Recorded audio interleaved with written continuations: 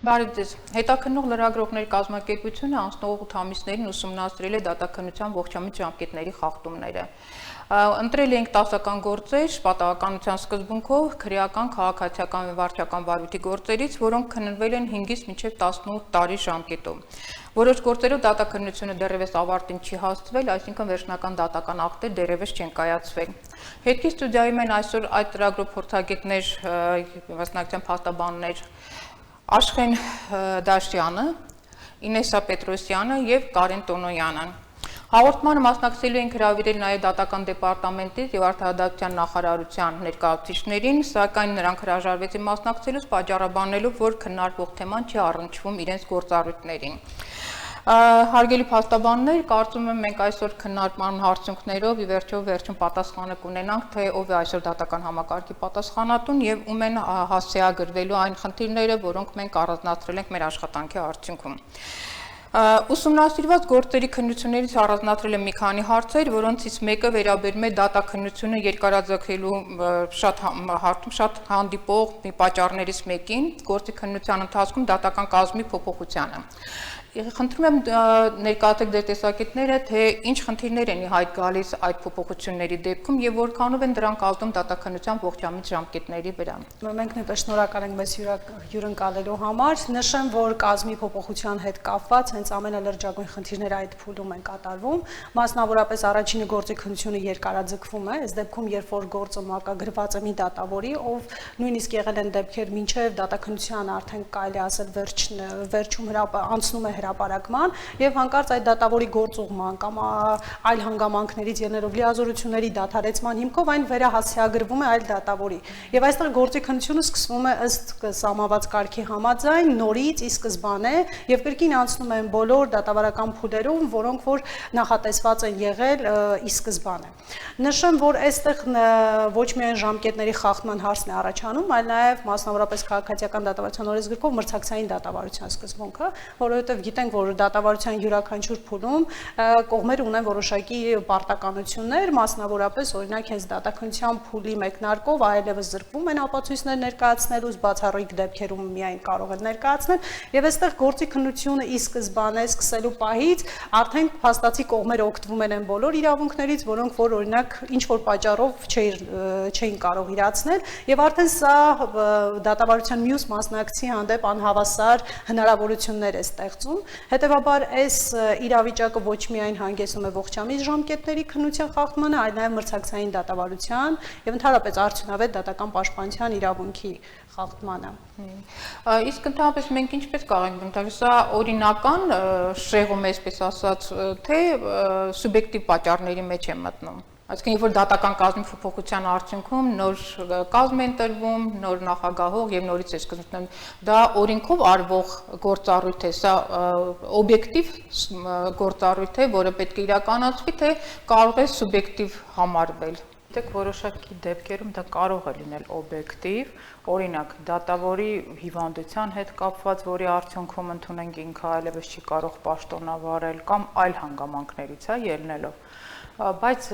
լինում են շատ դեպքեր, օրինակ իմ պրակտիկայում շատ եղան դեպքեր, որ գործի քննությունը այնքան ձգձգվեց, որ եկավ արդեն դատավորի պաշտոնավարման տարիքի, ասենք, խնդիր առաջացավ եւ դատավորները անցնում են, ասենք, կենսաթոշակի 65 տարին լրանալու հետ կապված,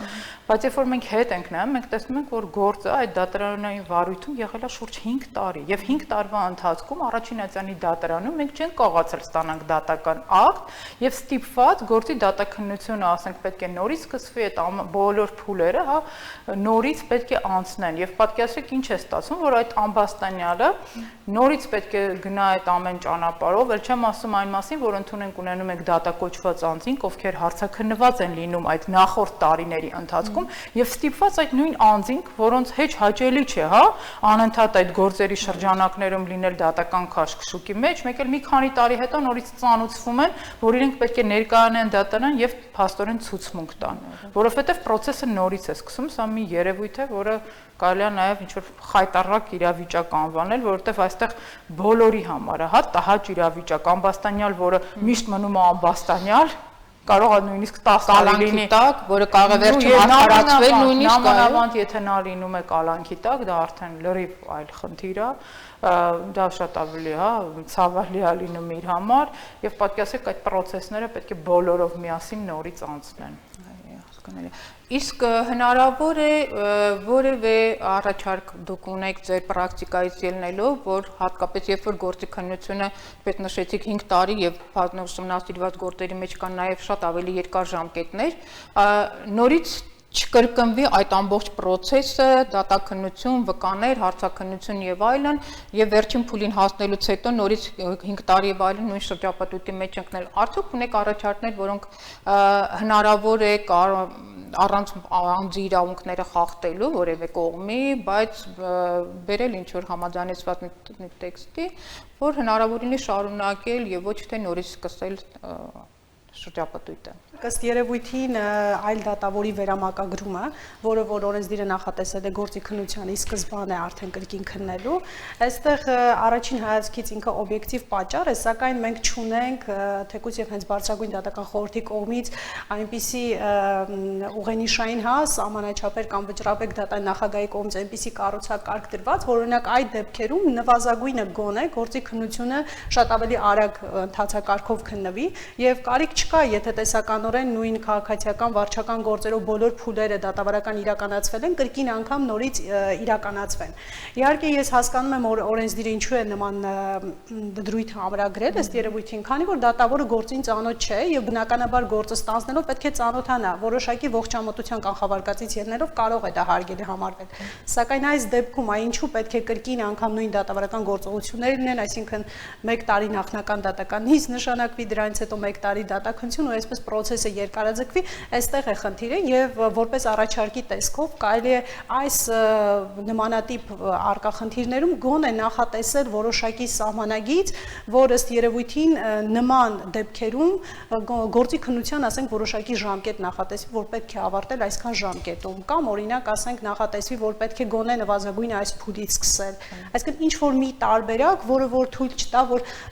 հայեցողական, այսպես նույն ընթացակարգը անցնի գործի քննությունը ինչ որ նախորդ դատավորի վարույթում գտնվող ժամանակ։ Մի փոքր լրացնեմ գործընկերներից,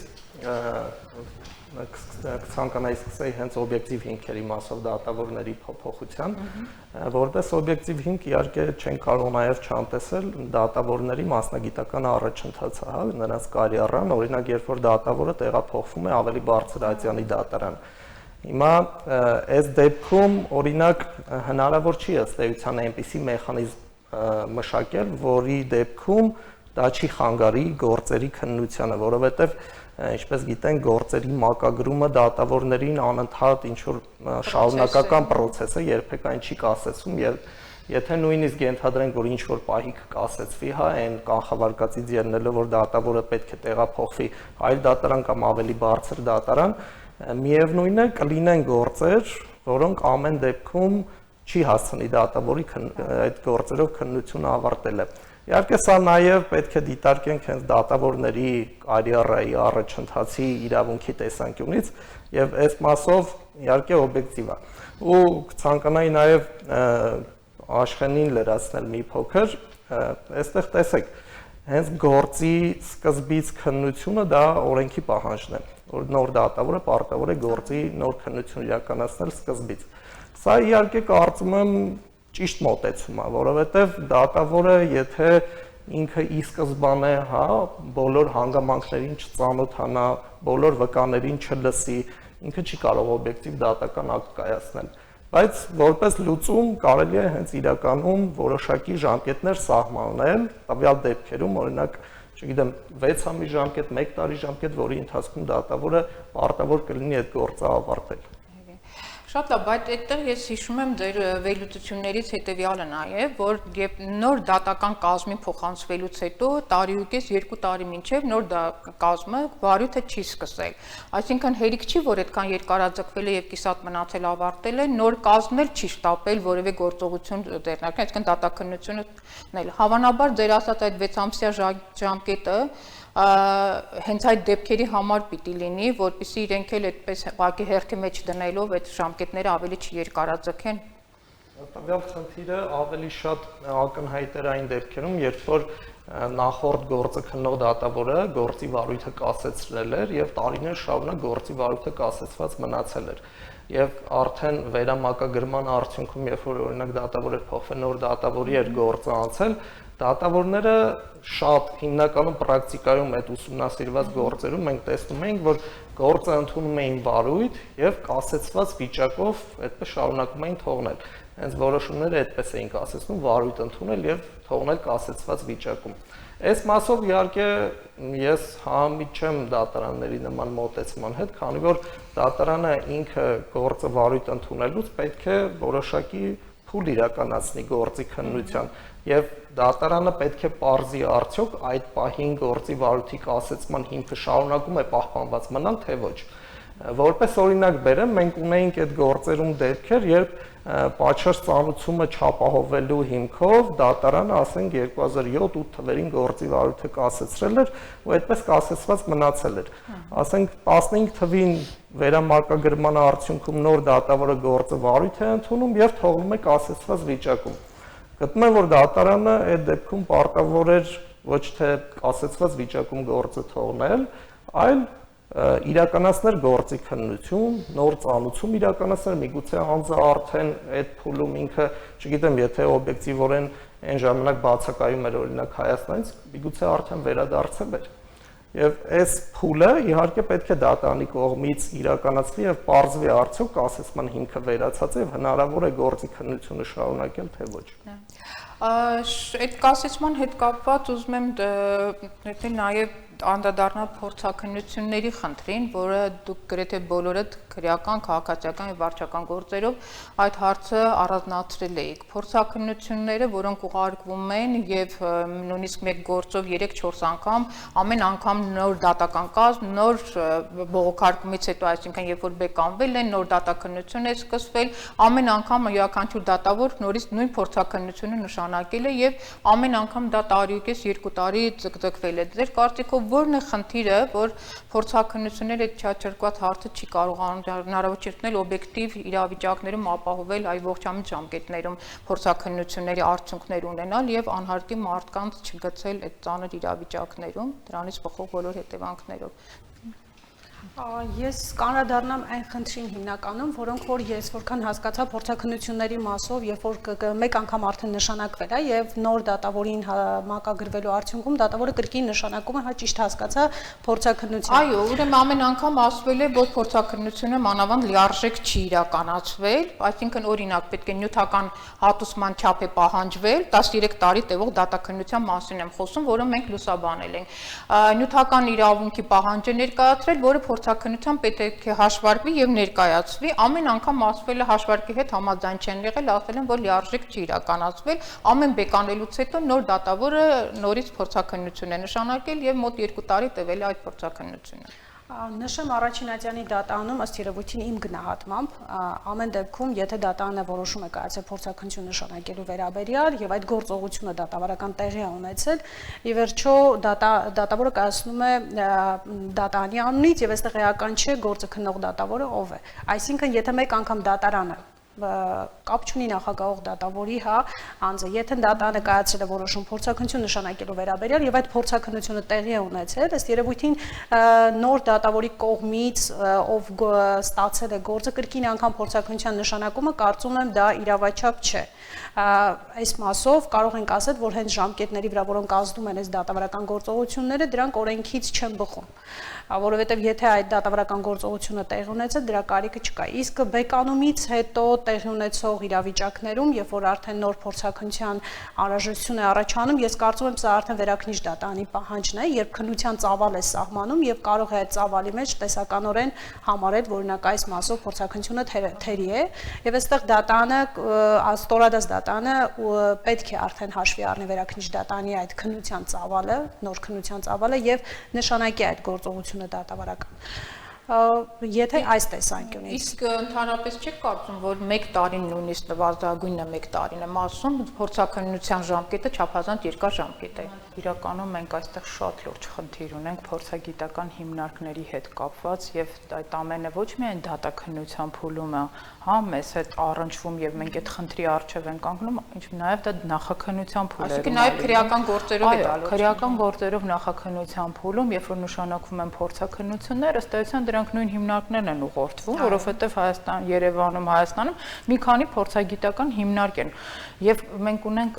խնդիր փորձագետների հետ կապված, որովհետեւ իրենք շատ քիչ են, շատ ծանրաբեռնված են, գերծանրաբեռնված են եւ դրա համար կարծես թե հերթի են դնում այդ փորձաքննությունները եւ արդյունքում ստացվում է ինչ, որ ունենում են երկարատև նախաքննություն, նամանավանդ տեսեք, երբ որ անձը չի գտնվում կալանքի տակ, հա, ասենք մեղադրանք է նրան առաջադրված, նրա նկատմամբ խափանման միջոց ընտրված կամ ընտրված չէ, այս դեպքում արդեն վարույթն իրականացնող նախաքննական մարմինը որևէ խնդիր չունի, նշանակում է փորձաքննություն, կասեցնում է քրեական գործի վարույթը եւ այդպես կարող է տարիներով հետո երբ որ հետաքրքրվում ես պարբերաբար իրենք ասում են նո դեռ հլոյ չկա, արդյունքները չկան, ծանրաբեռնված են, այսինքն մեր երկրում ամեն ինչը ծանրաբեռնվածության շուրջ է, դատական համակարգում ինչու ենք առնչվում այս խնդրին, խնդիր, որը բերում է լուրջ քրեաիրավական հետևանքների, այդ տեսեք, մենք ունենք վաղեմության ժամկետներ Եվ օրինակ միջին ծանրության հանցագործությունների դեպքում դրանք 5 տարի են, բա ինչ ասի տուժող կողմը, երբ որ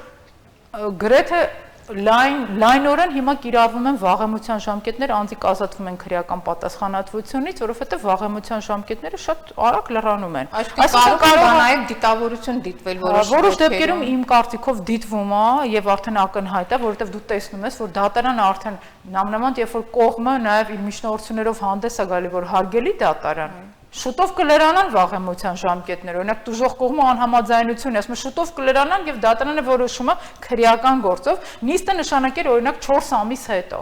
Ինչի մասին է սա խոսում։ Ուրեմն ակնհայտ երևում է, որ դատարանը գնում է դրան, որպեսզի կողմի համար լրանա այդ ժամկետը։ Եվ եթե դուք մեկ հատ էլ հետազոտություն կատարեք այս վերջի ընթացքում եւ տեսնեք քանի գործեր մեր դատարաններում վաղեմության ժամկետների կիրառմամբ կարճվել, արդեն դուք պատկերից կհասկանաք ինչ է կատարվում։ Մեր դատարանները ասում են մենք ծանրաբեռնված ենք, դատական նիստերը նշանակում են շատ ու շուշ։ Իդեպ ուզում եմ այդ ծանրաբեռնվածության հարցին անդրադառնալ, որ անընդհատ երբ ցանկացած հարթակում ողջամիտ ժամկետների հարցը քննարկելուց ընդհանրապես մեր դատարանի կողմից մի հարց է հնչեցնում, որ դատարանը ծանրաբեռնված է, որտեղից է առաջանում այդ ծանրաբեռնվածությունը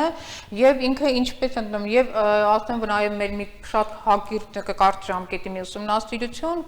պրակտիկայում դատարանում լինելով եւ նաեւ հետեւելով դատաքննության օրակարգային պարտքներին ակնհայտ է դառնում, որ դատական նիստերը նույնիսկ 5 կամ 10 րոպեն մեկ դատական նիստ է նշանակում։ Ես ինքս ուզում եմ հասկանալ, որ մենք անդ եթե գործնամ, այսինքն 5-10 րոպեն ես ինչ կարող եմ ասել դատարանում, եթե նիստ է կանգնեմ եւ արդյոք օբյեկտիվ է այդ ծանրաբեռնվածություն ցույց տալը ավելին մի շատ դեպքերում ակնհայտ է, որ այսինքն պարզ չէ գուցե ընդհանրապես դա էլ տեղի ունեցել է թե չէ։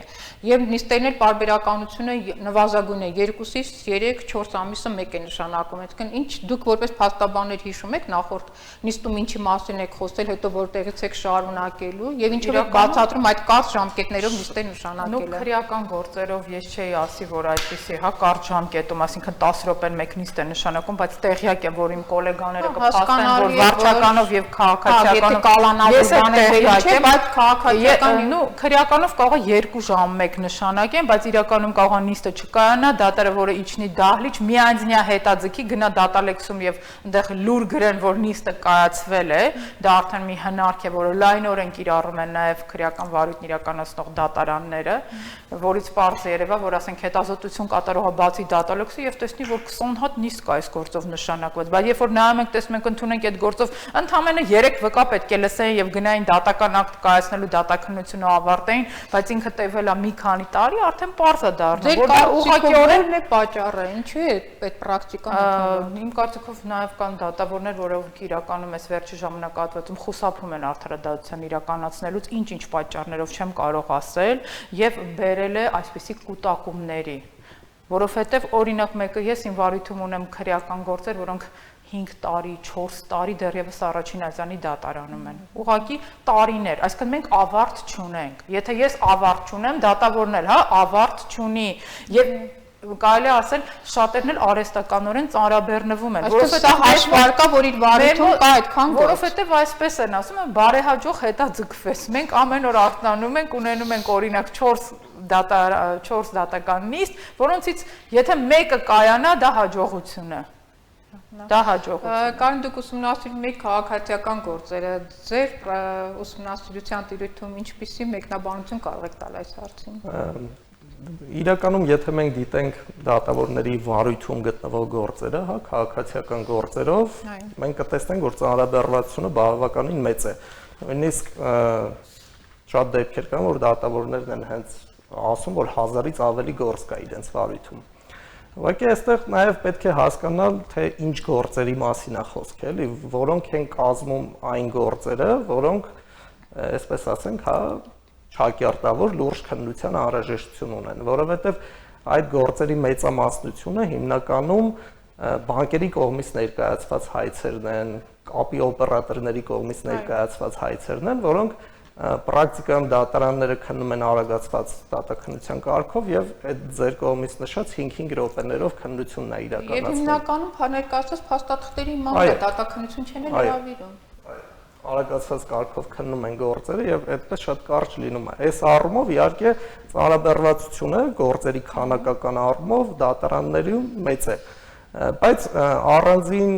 քննարկման առարկա է հենց այն հիմնական, այսպես ասենք, վեճերը, որոնք իրականում վեճեր են քննվում են կողմերի միջև եւ իրենցից իրավական առումով լուրջ վեճ են ներկայացնում։ Այս առումով իհարկե չեն կարող ասել, որ այդ գործերի քանակը փոքր է, էլի մեծ են գործերի քանակը, բայց ամեն դեպքում այդ մի քանի ամիսը մեկ դատական նիստեր նշանակելը իրականում մի փոքր արդեն չի կարելի նորմալ համարել, որտեղ մինչև 6-8 ամիս պարբերականությամբ դատական նիստեր են նշանակվում։ Ես ուզում եմ խնդրեմ ավելացնել գործընկերոջս, նախ կնշեմ հենց Սահմանադրական դատարանի վերջին որոշումը, ըստ որի Սահմանադրական դատարանը հստակ արձանագրեց, որ դատարանի ծանրաբեռնվածությունը վտանգում է ողջամիտ ժամկետում գործի քննության պաշտպանությունը արդյունավետ եւ այդ մասով նշեց պետության անելիքները, որ պետությունը այստեղ անելիքներ ունի եւ չի բացառվում հենց այդ պետության անելիքները ուղղված են նաեւ դատավորների քանակի ապահովումը դատարաններում։ Սակայն սա եւս մեկ պատճառ է, բայց պատճառը միայն սա չէ, պետք է նաեւ փաստենք ծանրաբեռնվածության առումով այն հանգամանքը, որ դատարանները երբեմն այնպիսի դատական ակտեր են կայացնում, որ շատ այսպես ընթացակարգային պարզունակ, այսպես ասեմ, խախտումների հիմքով այդ դատական ակտերը բեկանվում են վերաքննիչ դատարանի կողմից եւ կրկին անգամ ուղարկվում են նոր քննության։ Եվ այստեղ դա գործերի քանակի ավելի շատ լինելը պայմանավորված է նաեւ հենց դատարանների կողմից կայացված, այսպես կոչեմ անորակ դատական ակտերի ոչ համոզիչ, այո, եւ այս դատական ակտերը դրանք բեկանվում են վերաքննիչ դատարանի կողմից եւ նույնիսկ սա դժգոհություն է առաջացնում դատավարության մասնակիցների մոտ, որտեղ վերջիններս գտնում են, որ կարծես թե գործի քննության ամբողջ ծավալով տեղի է ունեցել եւ ամբողջ ծավալով օբյեկտիվ քննություն է եղել, պարզապես միայն դատավարական որևէ խախտման պատճառով, որը կարող է լինել դա ոչ էական, բայց այնուհանդերձ ինքը դատական ակտի բեկանման հիմք հանդիսանա եւ այդ գործը կրկին ուղարկվի նոր քննության։ Եվ դրա համար չպետք է այստեղ միայն նշենք դատարանի ծանրաբեռնվածությունը պայմանավորելով նաեւ իմ կողմից թվարկված առաջին հիմքի հետ, այլ նաև երկրորդը, որ դատարանի գործողությունները երբեմն իրավաչափ չեն լինում։ Եվ սրանք ինքնին հանգեցնում են գործերի քանակի ավելացմանը եւ որը նաև վտանգում է հենց ծանրաբեռնվածությունը։ Մենք խոսում ենք այսքան ողջամիտ ժամկետի խախտում եւ այլն, բայց քաղաքացիների համար միգուցե ավելի պարզ լեզվով բացատրենք, թե ինչ է ստեցյան ողջամիտ ժամկետի խախտումը, այն հանգամանքով, որ անձը որևէ իրավական վեճով կամ պահանջով գնացել է դատարան եւ եթե մեր օրինակներով, որ մինչեւ 18 տարի դատաքննությունը երկարաձգվել է, արդյոք մարդիկ նյութական եւ բարոյական կորուստներ չեն ունենում եւ այդ ընթացքում հնարավոր է ինչ որ բան վերականգնել, եթե նույնիսկ վերջնական դատական ակտը լուծվում է տվյալ անձի ուխտին եւ նա գույքային վնասի հատուցման կամ ֆինանսական եւ այլն հատուցման պահանջներ ներկայացրել։ Ունենք այդպիսի մեխանիզմ, որը կարող է ապահովագրված լինի, որ 10 տարուց ավել տևող դատաքննության ընթացքում նա կարող է նաեւ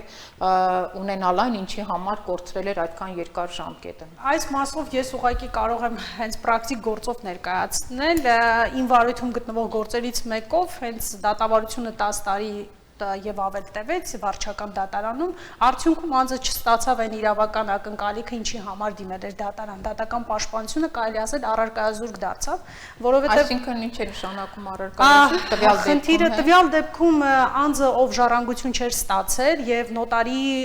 երկու ժառանգներ էին հանդիսանում գործով, բայց նոտարը տվել էր մեկ ժառանգին եւ այդ ժառանգության իրավունքի խախտման փաստով հենց դիմել էր վարչական դատարան եւ նոտարի գործողությունները վիճարկելով։ Եվ արդյունքում այդ 10 տարիների ընթացքում նոտարը իր աշխատանքային, այսպես ասած, գործունեությունը ավարտվեց եւ արդյունքում դատարանի կողմից կայացված դատական ակտով առաջինը նոտարը այլևս չկար եւ վնասի հատուցման որևիցե ընթացակարգ այդպես էլ չնախատեսվեց, որին վստահորդը կարողանար իր իրավունքները վերականգնվել եւ երկրորդ խնդիրը այդ դատավարության ընթացքում, քանի որ արգելադրված գույք էր եւ այստեղ գույքը չնայած արգելանքի տակ լինելով ինքը մի քանի անգամ վերավաճառվել էր եւ այստեղ դատարանը երբ որ գործով ներգրավում էր անընդհատ երրորդ անձանց տվյալ նոր գույքը նոր ձեռք բերողի, հա, որպես դատավարության մասնակից, արդյունքում դատավարական process-ը պատկերացրեք, այդ գործով 10-ից ավելի երրորդ անձիկ են եւ իրենց ներկայացուցիչները յուրաքանչյուր անգամ միջնորդում են գործի քննությանը ծանոթանալու եւ այլն, եւ արդյունքում դատարանը ամրագրեց դատական ակտով, որ այլևս պետական գրանցումները, հա, այդ գույքի հետագա վերավաճառքի այդ գրանցումները անվավեր ճանաչել հնարավոր չի, որտեղ վարչական ակտը կորցրել է իր ուժը, ավելին ասեմ, մենք պարզեցինք, որ այդ գույքը իրականում ֆիզիկապես գոյություն չունի, այն մի քանի անգամ մասնատվել է եւ վերավաճառվել է, տարբեր հասցեներ են տրամադրվել, այսինքն անձը մտավ կոնկրետ այս դեպքում այն ակնկալիքով, որ հետ բերի իր ժառանգությունը, բայց չստացավ ոչինչ, որովհետեւ նոտարական պալատը հայտնեց, որ այդ վնասը չի կարող հատուցել, նոտարը այլևս չի հանդիսանում նոտար, չունի բյուջեով նախատեսված որևիցե գումար, որ փոխհատուցվի, պետությունը ասաց ես չեմ կարող հատուցել, դա նոտարը պետք է հատուցի, իսկ դատարանը գնահատեց միայն նոտարի գործողության ոչ իրավաչափ լինելը, այսինքն առաջին հայացքից բարենպաստ դատական ակտ կայացվեց, բայց այդ պաշտպանության համար դատական պաշտպանության դիմաց անձը չստացավ այն, ինչի համար դիմել էր, եւ կարելի ասել ավելի շատ վնաս կրեց, քան այն իրավունքը, որի համար պայքարում էր։ Այսինքն մենք կարող ենք ասել, որ ուշացած արդարադատությունը չկայացած արդարադատությունը, հա, կամ մերժված ավելի ճիշտ է, ինչպես ընդունված է բաների շրջանակում ասել, իսկ կա ինչ-որ մի լուծում, որը դուք կարծում եք, որ կարող է այդ արդարադատությունը ինչ-որտեղ մարդու անձի համար տեղին գոյություն ունենա, կարող է պաշտպանված լինել նման դեպքերում, կամ ինչ-որ առաջարկներ, որը կարող է շտկել այդ իրավիճակը։ Ինձ թվում է ամեն դեպքում պետք է այդ ողջամիտ ժամկետները բացել եւ ժամկետավորել այդ ժամկետները, որովհետեւ արդյունքում ստացվեց ինչ, որ մենք ինչ-որ սահմաններ ամեն դեպքում սահմաններ նշել, հա, որտեվ մենք գրեցինք, հա, ընդունեցին ողջամիտ ժամկետներ եւ մենք տեսանք, որ այդ ողջամիտ ժամկետները ինչի բերեցին, հա, որ անձը կարող է շատ ծանր իրավիճակում հայտնվել, որովհետեւ տարիներով իր նկատմամբ վեճը չլուծվի, ինքը տարիներով մնա ամբաստանյալի կարգավիճակում, ինչեւ որ ինչ-որ դատական ակտ, մարդիկ ուրախանում են, որ թեկուզ իրենց մեղավոր ճանաչեն, հա, այսպես կոպիտ ասեն, մի ավարտ լինի, հա, գործով ավարտը այսօր հաղթանակի կեսն է, որովհետև իրավիճակ ունենք, ես մի ավելացում եմ ուզում անեմ, հա, այն պահի հետ կապված, որ ամեն դեպքում նորից է սկսում, հիմա նշեմ, որ քրեական գործերով արդեն այս վերջի ժամանակահատվածում, երբ որ կազմերի այդ չափը շատ փոփոխություններ են լինում, դատարանները նույնիսկ իրենց նախաձեռնությամբ կողմերին առաջարկում են, որ եթե ասենք համաձայն են մեղադրանքի եւ պաշտպանության կողմերը, ինչ որ ապացույցներ համարեն, որ դրանք արդեն հետազոտվել են, օրինակ վկաների ցուցմունքներ եւ դատարանը, որպես արդարադատություն իրականացնող, ինքը արդեն նախորդ դատական նիստը, որը հրապարակային է եղել եւ ասենք արձանագրված նիստեր են, այդ կետից շարունակեն։ Իհարկե այդ ժամանակ արդեն կողմերը իրենց համաձայնությունն են տալիս, սա գոնե ինչ-որ մի փոքր լուծում է, բայց ժամկետների հետ կապված չունեմ մի դեպք, որ դատարանները ասենք որոշած լինեն, որ լավ հաշվի առնենք, որ ասենք այս մարդը արդեն մի քանի տարի է դատարանում, եկեք գոնե ժամկետներ, չէ, դատարանների մեկ, ասենք, խնդիր իրենք նշում են, որ ծանրաբեռնված են, ժամկետ չունեն, աշխատում են գրաֆիկով եւ իրենց նիստերը ընդունենք այսօր նշանակում են արդեն մայիսի վերջ։ Օրինակ, հա, այդպես են գնում իրենց գրաֆիկի համաձայն հիմնականում։ Ես ուզում եի նաև ավելացնեի, այստեղ կրկին անգամ շեշտադրում կատարելով հենց դատական ակտերով թույլ տրված խախտումների մասով, հենց պրակտիկ ներկայացնելով եւս մեկ գործ, դատարանում, երբ որ անձը դիմում է դատական պաշտպանության, դատարանը ի սկզբանե վարույթ ընդունելով գործը եւ դրանով կարելի ասել որոշում է ինքն դատյա է վեճը դատարանին, թե ոչ, եւ առհասարակ որ դատարանն է դատյա վեճը։ Եվ հենց իմ վարույթում գտնվող կրկին գործերից մեկով շատ, այսպես ասված, իրավիճակ ստեղծվեց, եւ դատանը 2 տարի վարույթ ընդունեց դատական գործը, Գյումրիի դատարանը կարող եմ շեշտել, նաեւ գործը վարույթ ընդունեց 2 տարի գործի քննությունը տևեց եւ միայն նախնական դատականից ընդ որում նշում եմ առանց դատականության անցնելու, նույնիսկ առանց ապացուցման բերի բաշխման որոշում կայացնելու, այսինքն տեսեք որտեղ ենք մենք կանգնել 2 տարի դատավարական գործողություն տեղի ունեցավ եւ վերջում գործի վարույթը կարճեց այն հիմքով, որ ընդդատյա չի դատարանին։ Ուրեմն պատկերացրեք անձը, ով այսպես ասած դատական ծախսեր է կատարում, յուրաքանչյուր անգամ իր ներկայացուցիչները Երևան քաղաքից կարող են հասնել Գյումրի եւ այդ ամբողջ process-ով անցնել եւ վերջում պարզվի, որ ինքն ընդդատյա չի։ Իհարկե դա բողոքարկվեց վերաքննիչ դատարան, բեկանվեց, նոր քննության եկավ, բայց ինչ ենք տեսնում, որ դատավորի կողմից կրկին անգամ ոչ ճիշտ գործով լուծում կայացնել է եւ որ այն նշելով որ ընդդատյա չի, սակայն վերաքննիչ դատարանի կողմից արձանագրվեց, որ դատական սխալ է տեղ ունեցել, ինքը նորից հետ եկավ նոր քննության եւ ստացվում է 2 տարի անձը կորցրեց իր ամբողջ ժամանակահատվածը այդ process-ի վրա, որի պատճառը ոչ թե անձն էր, այս դեպքում ոչ դատարանի ծանրաբեռնվածությունը, այլ հենց դատավորի կողմից գործի քննությանը ոչ օբյեկտիվ եւ նորմերի պահպանման մոտենալը։ Այսինքն նաեւ այս դեպքերում շատ ունենք, շատ նմանատիպ դեպքեր ունենք, երբ որ գնում է վերաքննիչ դատարան գործը եւ վերաքննիչ դատարանը արձանագրում է, որ այս մասով դատարանի կողմից օրինակ սխալ է որոշում կայացվել, որ մերժվել է։ Ես որքանով որ տեղյակ եմ, նաև եվրոպական դատարան բողոքներ են եղել եւ ողջամիտ ժամկետների խախտումների հիմքով, որին ըստ էության ամեն անգամ նման վճիռներին հետևում է նաև որոշակի պարտավորություն տվյալ երկրի համար։ Արդյոք մեզ մոտ այդ դատական եվրոպական դատարանի վճիռներից հետո պետությունը իր պարտավորվածություններ ունեցել է ինչ-որ բան շտկելու,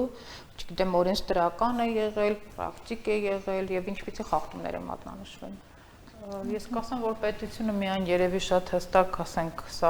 կատարում է այդ փոխհատուցումների, հա, տրամադրման կարգը, այս մասով շեղումներ չեմ լսել, չի եղել երևի, բայց մնացած մասով, ասենք, վերանայումների հետ կապված, երբ որ համակարգային փոփոխություններ, երբ որ վճռաբեկ դատարանը արդեն դիմում են եւ վճռաբեկ դատարանը բեկանում ուղարկում է, ասենք, դատական ակտերը բեկանում ուղարկում է առաջին արձանի դատարան, այստեղ բախվում ենք էլի նույն խնդրին, որ տարիներով ու նույնիսկ դեպք ունենք, որ պատկերացրեք այդ ամբողջ շրջադարձը անցել, եկել բեկանումից հետո առաջին արձանի դատարան, բավականին շատ դատաքննություն նորից կազմի փոփոխություն ենք ունեցել։ Այսինքն նորից կարող եմ մի հետ դիմել, նորից ողջամիտ ժամկետի այսինքն, չգիտեմ, արդեն մի քանի տարի էլ էս process-ն է։ Այդ process-ի մեջ ենք նույն ձևի էլի կազմի փոփոխություն, դատական նիստեր, էլի չի սկսվում դատական նիստերը, այսինքն այս խնդիրը շատ լուրջ է ու կարծում եմ այստեղ իրականում պետքա փոփոխություններ լինեն, որ հստակ ժամկետներ պետքա սահմանվեն։ Պաշտպանության մեխանիզմների մասով, հա, եթե որպես առաջընթաց դիտարկենք, քաղաքացիական օրենսգրքում ներդրվեց ոչ նյութական վնասի հատուցման ինստիտուտը, որի հիմքերից մեկը նաև արդար դատաքննության իրավունքի խախտումն է, որի բաղադրատար է հանդիսանում նաև ողջամիտ ժամկետը։ Քաղաքացիական օրենսգրքով սահմանվել է մինչև 2 միլիոն դրամի չափով հատուցում արդար դատաքննության իրավունքի խախտման դեպքերի արձանագրման համար։ Սա որպես մեխանիզմ կարող ենք արձանագրել, որ անձը կարող է դիմել դատարան ողջամիտ ժամկետի խախտման փաստը ճանաչելու եւ հատուցում պահանջելու մասով, սակայն իհարկե թե հատուցման չափն է 2 միլիոն դրամը շատ փոքր, եթե նաեւ համեմատենք նույն միեդի կողմից անված չափանիշների հետ եւ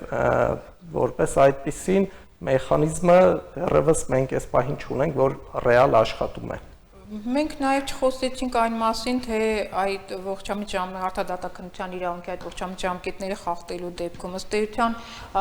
ձեր ասած այդ նյութական վնասի վերականգնման հարցին Սահմանադրական դատարանը վերջին ձեր ներկայացրած այդ մարդու իրավունքների պաշտպան միջոցով ներկայացված դիմումի մեջ անդրադարձել էր այն, որ օրենսդրությունը ինչ որ ձևով ապահովագրել է։ Դուք համաձայն եք Սահմանադրական դատարանի որոշմամբ նշված հատուցման պահանջով դատարան դիմելը վերաբերվում էր հենց գործընկերոջս ներկայացրածին, որ քաղաքացիական օրենսգրքով քաղաքացիական դատավարության օրենսգրքով նախատեսված է թացակարգերը դիմելու, սակայն նշեմ, որ դա արդարացված չէ, որովհետև նախ ինքս մի քանի անգամ փորձել եմ նման պահանջներով դիմել դատարան, դատարանները մերժել են եւ կարելի ասել դա պրակտիկ չի էլ գործում։ Ավելին ասեմ, մենք նույնիսկ արտադատական ընթացակարգով փորձեցինք հարցը լուծել եւ բազմաթիվ Հայաստանի դեմ գործերով եվրոպական դատարանը, որ կայացրել էր ողջամիտ ժամկետների խախտմամբ փոխհատուցման տարբեր սահմանաչափերով դատական գործեր, վկայակոչելով փորձեցինք նաեւ պետությանը դիմել կառավարությանը, որպեսզի այ կոնկրետ այս դեպքերում նույնպես նույն հատուցումը տրամադրի, ինչ որ եվրոպական դատարանով կայացված գործերով էր։ Եվ այն մերժվեց, դրանից հետո դիմել ենք դատարան, դատարանները մի քանի գործով վերադարձել են, կարելի ասել դա պրակտիկ չի գործում եւ Սահմանադրական դատարանը հողում էր տալիս այդ ձևաչափին, սակայն նույն Սահմանադրական դատարանի որոշմամբ կրկին անգամ հորդոր հնչեցվեց ազգային ժողովին, որպեսզի պետությունը անհրաժեշտ երաշխիքներ, կառուցակարգեր մշակի, ստեղծի եւ ապահովի այն բավարար պայմանները, ըստ որի հնարավոր լինի այդ ողջամիտ ժամկետները չխախտվեն։ Այսինքն ըստ էության Սահմանադրական դատարանը փաստեց, որ կան այդ խնդիրները, սակայն ամբողջ այսպես ասած պետական օրենսդրությունը ամբողջովին կարգավորված չէ։ Ըստ երևույթին նշեց, որ դրանք խախտված են եւ պաշտպանության միջոցը լիարժեք չէ, այո, այս պարագայում, սակայն բազմաթիվ անգամ խոսեց, որ պետք է այստեղ կառուցակարգեր մշակվեն, նույնիսկ բարձրագույն դատական խորհրդին նշվեց, որ բարձրագույն դատական խորհուրդը նույնպես պետք է ուղղանիշային չափանիշներ, հա, այսպես ասած, մշակի, թե որ դեպքերում հնարավոր կլինի արդեն գնահատել այդ ժամկետների խախտումը։ Եվ կարելի ասել ըստ այդ որոշման, չնայած նորմը հակասահմանադրական չճանաչվեց, մեր կողմից վիճարկվող, բայց այնուհանդերձ վկայակոչվեց, որ առկա են նման խնդիրները եւ պետությունը այստեղ անելիքներ ունի։ Շնորհակալություն, ներկնում մենք ստեյցիան եւս մեկ քննարկում ենք ունենալու այդն, որտեղ հարցերի ամբողջ շրջանակայից մի հաղորդաժամանակ չսպառեցինք, ցավալի էր, որ մենք չունեինք անդիմախոս, որը կարող էր չհամաձայնվել ձեզ հետ կամ գուցե լրացնել ինչ որտեղ, բայց ես կուզենամ ամփոփիչ խոսքներ ըստ էության այն հարցերը, որոնք մենք քննարկեցինք ըստ ձեզ ում իրավասության տիրույթն է կամ գործառույթի, որոնք պետք է լսեն եւ չգիտեմ քննարկման առարկա դարձնեն։ Ըստ էության յուրաքանչյուր, հա, պետական գերատեսչությունը իր մասով ունի որոշակի պարտավորություններ։ Ընդհանուր վերցնես կարող ենք նշել պետությանը, հա, Հայաստանի Հանրապետությանը, որի պարտավորությունն է, օրինակ հենց նույն ազգային ժողովի միջոցով այնպիսի օրենքներ մշակել, որոնք այս խնդիրները կվերացնեն։ Բայց եթե կոնկրետ պետական մարմինների մասով նշենք, արդեն մենք այստեղ պետք է գործ ունենք դատական դեպարտամենտի եւ բարձրագույն դատական խորհրդի հետ։ Շնորհակալություն արգելի փաստաբաններ մասնակցելու համար, հույս ունենանք, որ մեզ կլսեն նաեւ այդ այցաններում եւ հույս ունենանք նաեւ, որ հաջորդ անգամ նրանց ներկայացությունը ապահովված կլինի։ Ստեյ տյունդ։